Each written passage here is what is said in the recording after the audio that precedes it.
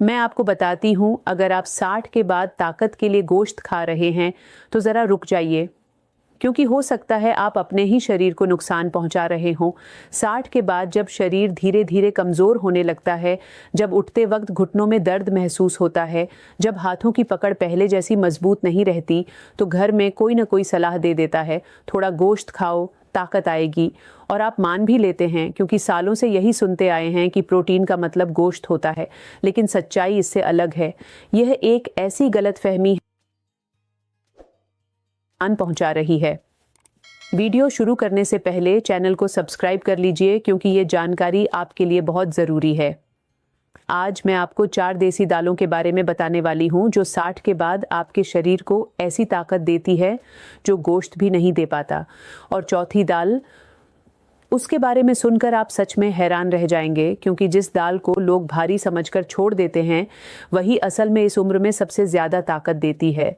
लेकिन उससे पहले एक ज़रूरी बात समझ लीजिए, 60 के बाद शरीर बदल जाता है। पाचन धीमा हो जाता है, किडनी पहले जैसी तेजी से काम नहीं करती, और जो गोश्त जवानी में आसानी से पच जाता था, वही अब शरीर पर बोझ बन जाता है। इससे यूरिक एसिड बढ़ता है, जोड़ों में सूजन आती है और किडनी को ज़्यादा मेहनत करनी पड़ती है। नतीजा यह होता है कि जिस चीज़ से आपको ताकत मिलनी चाहिए, वही चीज़ अंदर ही अंदर शरीर को कमज़ोर करने लगती है। अब सवाल उठता है, अगर गोश्त नहीं तो प्रोटीन कहाँ से आएगा? इसका जवाब आपकी अपनी रसोई में ही छुपा है। वे 4 दालें जो सदियों से हमारे खाने का हिस्सा रही है, सस्ती, आसान और सबसे ज़रूरी बात, शरीर के लिए पूरी तरह सुरक्षित। सबसे पहली दाल जिसकी आज बात होगी वह है मूंग दाल। और अगर आपको लगता है कि मूंग दाल सिर्फ बीमारों के लिए होती है, तो यह आपकी सबसे बड़ी गलतफहमी है। असल में 60 के बाद यही दाल सबसे ज़्यादा फायदेमंद होती है। 100 ग्राम मूंग दाल में लगभग 24 ग्राम प्रोटीन होता है। इसमें मैग्नीशियम होता है जो मांसपेशियों को आराम देता है, पोटेशियम होता है जो ब्लड प्रेशर को संतुलित रखता है, और सबसे खास बात, यह इतनी हल्की होती है कि सिर्फ 2 घंटे में पच जाती है, जबकि गोश्त को पचने में 4 से 6 घंटे लगते हैं। अब ज़रा सोचिए, जो चीज़ आधे समय में पच जाए और उतना ही प्रोटीन दे, वह बेहतर है, या वह जो घंटों पेट में पड़ी रहे और शरीर को थका दे? जवाब बिल्कुल साफ है। लेकिन मूंग दाल का असली फ़ायदा तब मिलता है जब इसे सही तरीके से बनाया जाए, और यह तरीका बहुत कम लोग जानते हैं। इसलिए ध्यान से सुनिए, मैं आपको एक आसान रेसिपी बताती हूँ जिसे आप आज ही बना सकते हैं। मूंग दाल का चीला। आधा कप मूंग दाल रात भर भिगो दीजिए। सुबह इसे पीसकर थोड़ा मोटा पेस्ट बना लीजिए। बहुत बारीक मत पीसिए, थोड़ा दरदरा रहना बेहतर है। इसमें बारीक कटा टमाटर, प्याज, हरी मिर्च, अदरक और थोड़ा नमक मिलाइए। तवे पर थोड़ा घी डालिए और चीला फैलाइए। दोनों तरफ से सुनहरा होने तक पकाइए और दही के साथ गर्मा गर्म खाइए। यह एक चीला आपको लगभग 12 से 15 ग्राम प्रोटीन देगा। इसे सुबह नाश्ते में खाइए। दोपहर तक ऊर्जा बनी रहेगी और भूख भी कंट्रोल में रहेगी। लेकिन एक गलती जो लोग अक्सर करते हैं, वह यह है कि मूंग दाल को बहुत ज़्यादा पका देते हैं। जितनी ज़्यादा तेज़ आंच, उतना कम प्रोटीन बचता है। इसलिए इसे हमेशा धीमी आंच पर पकाइए, ताकि पूरा पोषण बरकरार रहे।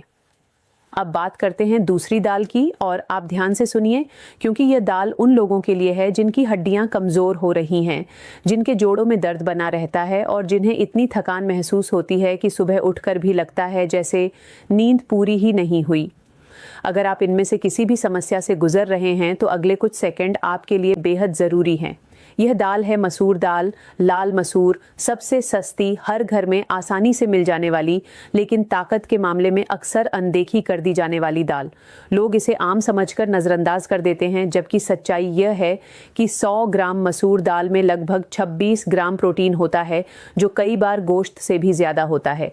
लेकिन सिर्फ प्रोटीन ही नहीं, इसमें फोलेट भी होता है जो खून बनाने में मदद करता है, आयरन होता है जो थकान दूर करता है, और फाइबर होता है जो पेट को साफ रखता है। 60 के बाद जब पाचन धीमा हो जाता है, तो कब्ज एक आम समस्या बन जाती है, और मसूर दाल का फाइबर इस समस्या को जड़ से ठीक करने में मदद करता है। अब इसकी एक आसान रेसिपी समझ लीजिए, जो सिर्फ 10 मिनट में तैयार हो सकती है। मसूर दाल का सूप।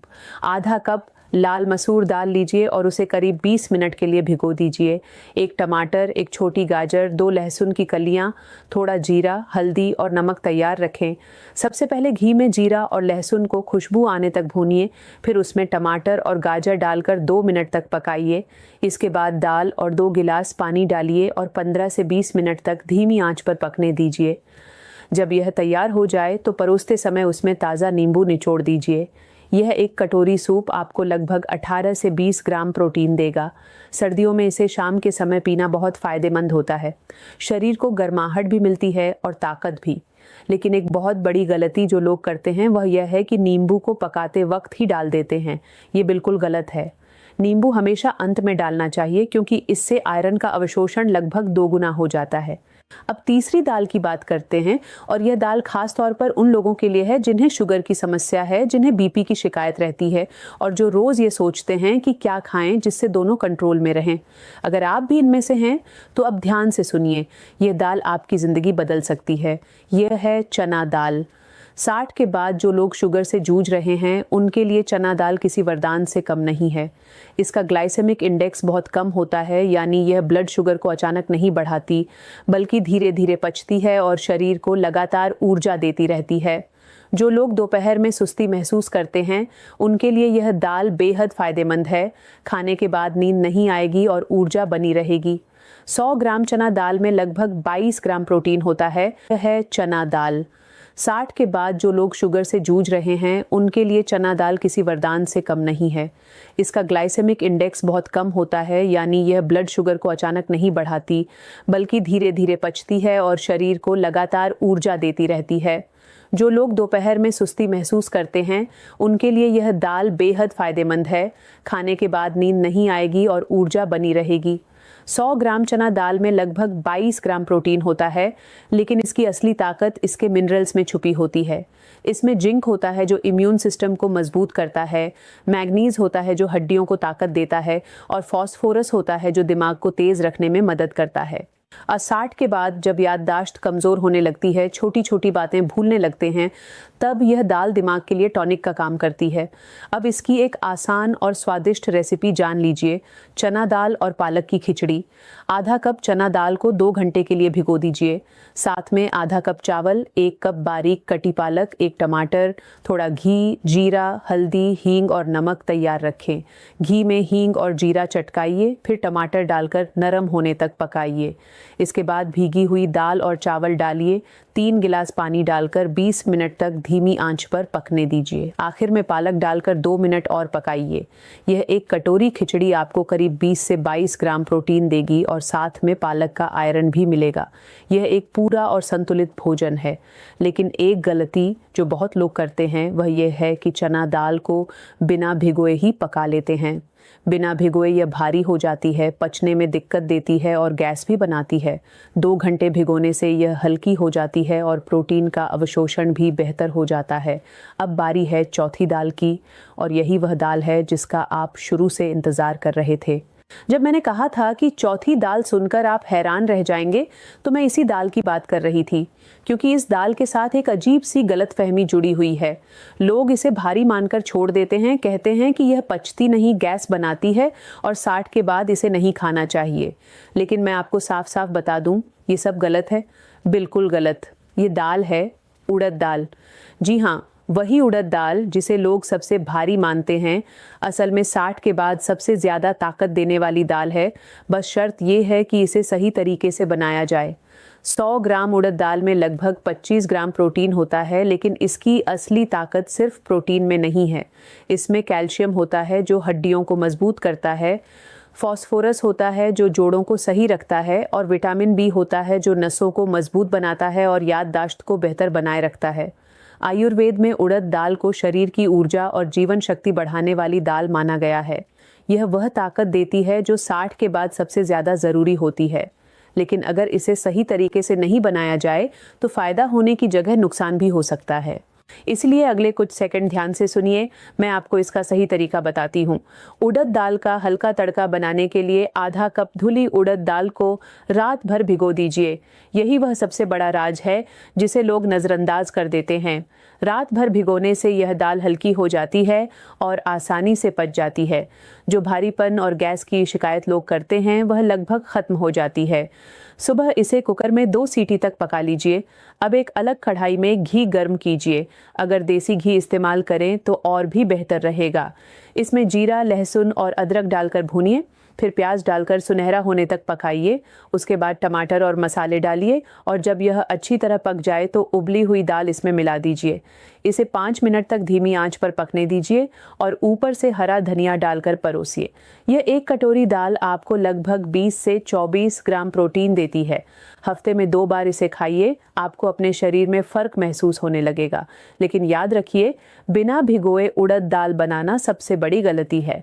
रात भर भिगोइए और सुबह हल्की व आसानी से पचने वाली दाल पाइए। अब मैं आपको एक ऐसी बात बताने वाली हूँ जो इन चारों दालों की ताकत को दोगुना कर देती है और यह बात बहुत कम लोग जानते हैं। अगर आप दाल को अकेले खाते हैं तो उसका प्रोटीन अधूरा रह जाता है, लेकिन जैसे ही आप उसमें अनाज मिला देते हैं, जैसे चावल या रोटी, तो वह प्रोटीन पूरा हो जाता है, यानी कंप्लीट प्रोटीन बन जाता है। इसका मतलब यह है कि दाल और चावल मिलकर वही काम करते हैं जो गोश्त करता है, बल्कि उससे भी बेहतर, क्योंकि यह आसानी से पचता है, किडनी पर बोझ नहीं डालता और यूरिक एसिड भी नहीं बढ़ाता। यही वह राज है जिसे हमारे बुजुर्ग हमेशा से जानते थे। दाल चावल सिर्फ एक साधारण खाना नहीं है, ये 60 के बाद का सबसे बेहतरीन प्रोटीन मील है। अब 3 आदतें हैं जिन्हें आपको आज से ही बदलना होगा।